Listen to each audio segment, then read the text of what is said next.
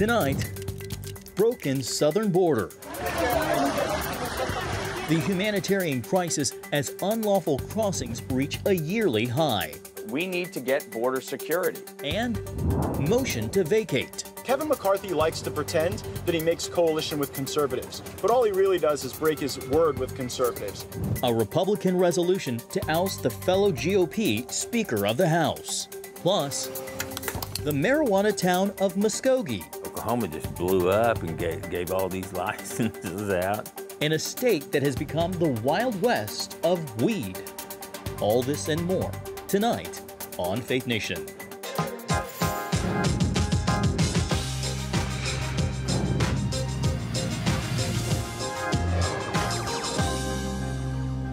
The search is on for a new Speaker of the House. Thanks for joining us for Faith Nation from Washington. I'm John Jessup. Well, tonight, in a historic and unprecedented move, GOP lawmakers voted to oust one of their own as Speaker of the House. The vote tally to vacate the Speaker's chair, 216 to 210. California Congressman Kevin McCarthy now set to be removed as House Speaker. Every Democrat and a small coalition of 8 Republicans, led by Congressman Matt Gaetz of Florida, voted for the motion to vacate. Ahead of today's vote in the House, Democratic Minority Leader Hakeem Jeffries called on Congress to, quote, end the chaos before an hours-long debate. This is a serious, solemn, and sober moment. House Democrats are going to continue to put people over politics. We are ready, willing, and able to work together with our Republican colleagues, but it is on them to join us to move the Congress and the country forward. The future leadership of Congress now in doubt. Congressman Patrick McHenry now tapped as interim Speaker of the House as Republicans look for a new leader to head a razor-thin majority in the House of Representatives. Well, joining me now is CBN's David Brody, Chief Political Analyst. David, so Democrats, every Democrat in the House, effectively sided with Matt Gaetz and his effort to vacate, the motion to vacate, which was successful. What do you make of the strategy that they had in play to not assist the Speaker? Like we talked about yesterday, better the enemy you know than the enemy you don't know. Well, we've always heard about Democrats sticking together. That's exactly what they did, and it cost McCarthy his job. That they were able to stick together, plus those 8 Republicans, and that was the end of it. Look, ultimately, this is on Kevin McCarthy. He had made deals with some of these conservatives that voted against him as Speaker, and at the time, remember back in January, all the 15 votes and all of that, he made deals to say we wouldn't do continuing resolutions, that conservatives would bring up appropriations bills, and then he decided to jam through a continuing resolution here at the last moment. They held him accountable. They called his bluff, and today he lost. It's historic. It's never happened in United States history. We are witnessing history today. Yeah. David, Congressman Gaetz was forced to speak, not from a Republican podium, but from the other aisle with Democrats. He was accused by members of his own party as essentially fundraising off of the attempt to overthrow McCarthy. Gaetz had a quick rebuttal to that, but what do you make of the tit for tat when it comes to the division within the Republican Party? Well, this tit for tat is just lowercase right now. Wait for an all caps tit for tat, because it's coming. Because so it can get worse. Oh, it's going to get worse, John, because the House right now is in disarray. I mean, there's no doubt about it. Right now, as you said, there's an acting Speaker, Patrick McHenry. That's because Kevin McCarthy submitted this list back in January to basically say, here's who's next up if they do remove me as Speaker. And so here's Patrick McHenry. But now we try to figure out who exactly is going to be Speaker. And the truth of the matter is, no one has any idea, any clue. Not even you? Well, of course I have a clue. No, just Byron Donalds possibly might be looked at. Patrick McHenry might be saying, look, here's how we're going to do things differently. There's even talk about maybe Kevin McCarthy running again to be Speaker of the House. Are you kidding me? This is like P.T. Barnum. Right. I mean, and Democrats are just sitting back just saying, you know what, have at it, because it looks like chaos on the Republican side. Now I have the circus theme playing in my head. And it also puts in question current House conference leadership as well. David, what about Gaetz' complaints about not upholding pledges that McCarthy made to become the House Speaker? Like you said, those 15 votes back in January. Not upholding those pledges to basically appease the most conservative faction of House Republican Conference. Well, it's true. I mean, and so that was not just part of it in terms of the continuing resolutions, but remember, McCarthy agreed to basically have a very low threshold of people trying to this motion to vacate. You know, normally it might be 10, 15, 20 Republicans have to get together. It could just be one.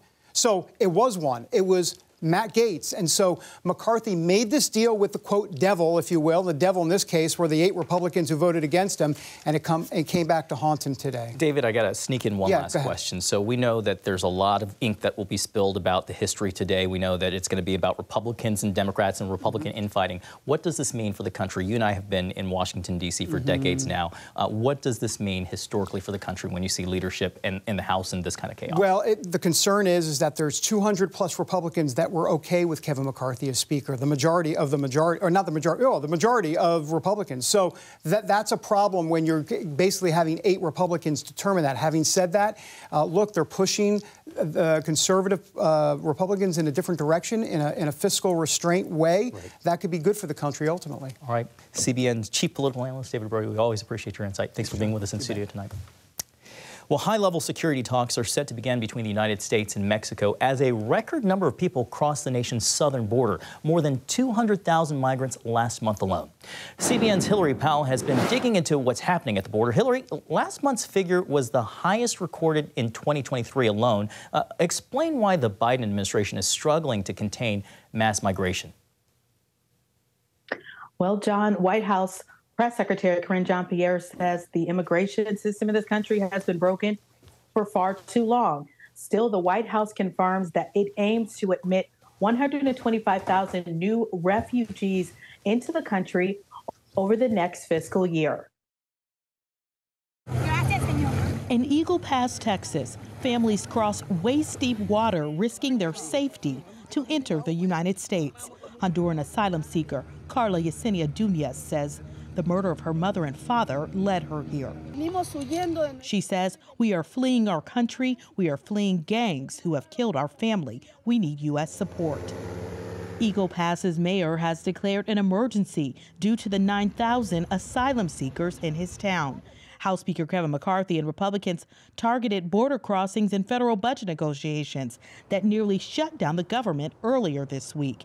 In a last-minute deal, the Speaker dropped strict new border security provisions. And in that bill, we also tried to add 22,000 no-border agents and catch and release, so people showing up at the southern border would be kept in Mexico, and the policy of inviting unaccompanied minors into our country. In other words, dealing with the immigration crisis. The Biden administration says it's stepping up efforts to speed up the application process for those eligible to work, while also discouraging crossings without asylum reasons. We've made clear that attempting to cross the border unlawfully will result in prompt removal, a 5-year ban on reentry, and potential criminal prosecution. And let's not forget the diplomacy that we have done with the region, including Mexico, to deal with this issue, because this is a regional issue. Porter Horn, with Christian-centered Immigrant Hope, sees helping these people as a biblical command. Do not mistreat them. The foreigner residing among you must be treated as your native born.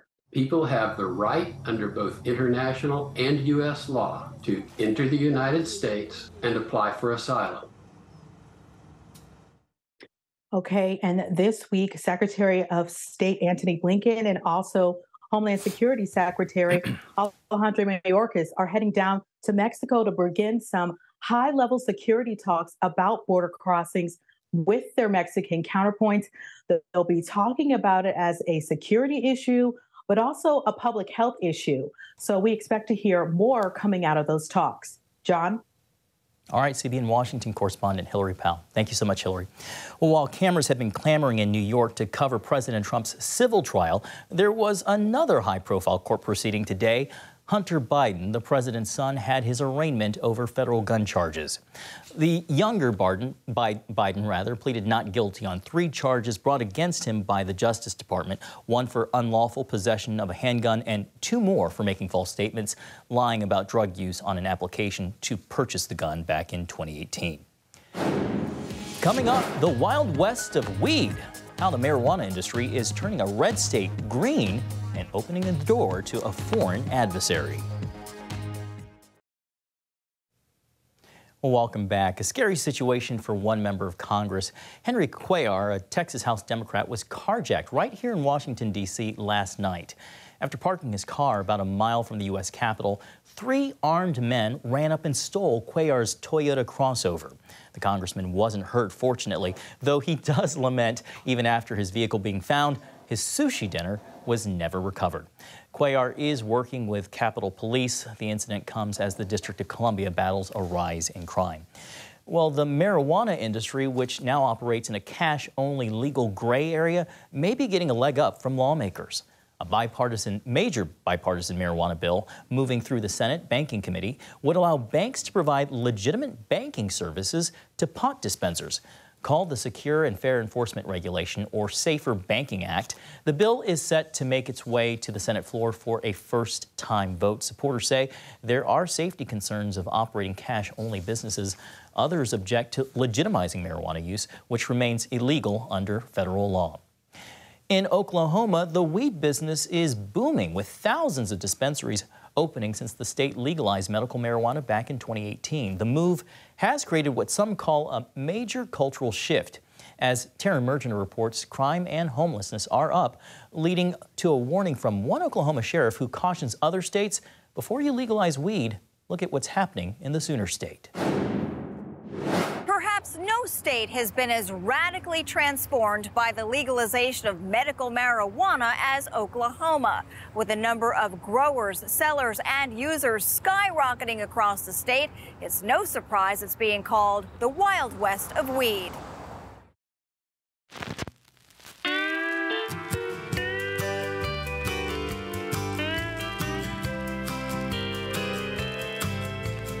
We don't smoke marijuana in Muskogee. That #1 hit from 1969 sounds ironic today in Muskogee, Oklahoma, where you don't have to look far to notice the state's 13th largest city is now singing a different tune. We like living right and being free.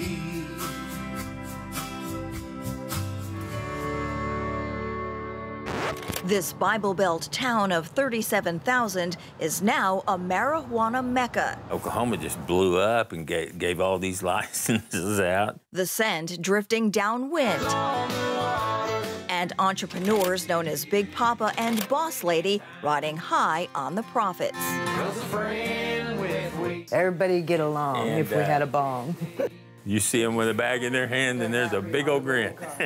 Meet Ron and Beanne Epperson, who, to the delight of their customers, put off retirement to run this 24-hour weed utopia. Can of oil, sugar, coffee. There's just so many ways that people can get medicated. For all of our terminal patients, we offer them this for nothing. There's people that depend on this for their medicine. It's clear more people are counting on it. Voters have approved a measure that would make the use, sale, and growing of medical marijuana legal in the state. Since voters backed medical marijuana in 2018 by a double-digit margin. 1 in 10 Oklahomans carry a medical marijuana card, and no qualifying medical condition is required. There's doctors, MD doctors, right here in Oklahoma and all across the world.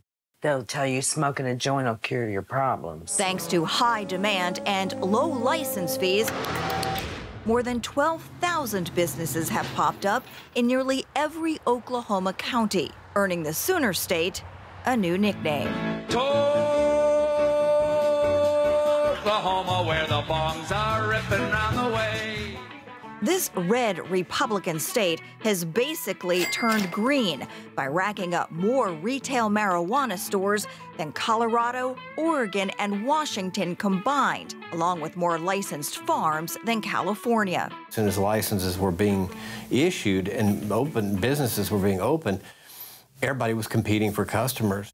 Altogether, there are dozens of medical dispensaries and farms in the city, including this former post office transformed into a grow facility in the downtown, believed to be operated by the Chinese. Oklahoma has 30 times more regulated medical cannabis than needed to meet the demand of licensed patients. That makes it tough for law enforcement and easier for illicit businesses to hide in plain sight. These Chinese-run grow houses have become very common in your county. This is the location of one of the illegal grows that OBN shut down maybe a month ago. Close to 75% of Oklahoma's marijuana farms are owned by Chinese nationals. They're buying up more than 1 million acres in the heartland to grow black market weed. They come from California, they come from back east, and I know what they're trying to do. They want to buy some acreage up to put these marijuana farms up. They would advertise on like Mandarin websites saying, come to Oklahoma, grow marijuana, millions of dollars to be made. Oklahoma Bureau of Narcotics is racing to smoke them out. So far seizing more than 600,000 pounds of product. Sheriff's Department! Body, multiple bodies. Agents who descended on this farm a few hours from Muskogee found 4 Chinese workers killed execution style. It looked like a third world country with the living conditions. They were living in shanties made out of plywood, no running water, unsafe working conditions and unsafe living conditions. To slow things down, a 2-year state moratorium on new licenses is now in effect. We have fentanyl deaths often, overdoses, and our officers carry Narcan, obviously, to help with that. And I really believe that started with the marijuana issue. Since medical marijuana came to town, it's been accompanied by a rise in crime, homelessness, and child neglect cases. I would say 75–80% of the cars we stop have marijuana in them, if not more. Do you think Oklahoma got more than it bargained for? Oh, absolutely. Everybody sees now that the unrestricted bill that was passed was really a failure. And after years of marijuana momentum, voters have hit the brakes. There was a lot of shock and disappointment as the results came in. Recently rejecting a plan that would have made Oklahoma the 22nd state to legalize recreational marijuana use. Has anything good come out of legalizing marijuana for medical purposes? I would say there's no benefit. Any other state that's thinking about doing it should come and hang out for a while. America needs to wake up to it. As Muskogee well knows, this is one crop that forever changes the landscape, for better or worse, in the eye of the beholder. In Muskogee, Oklahoma,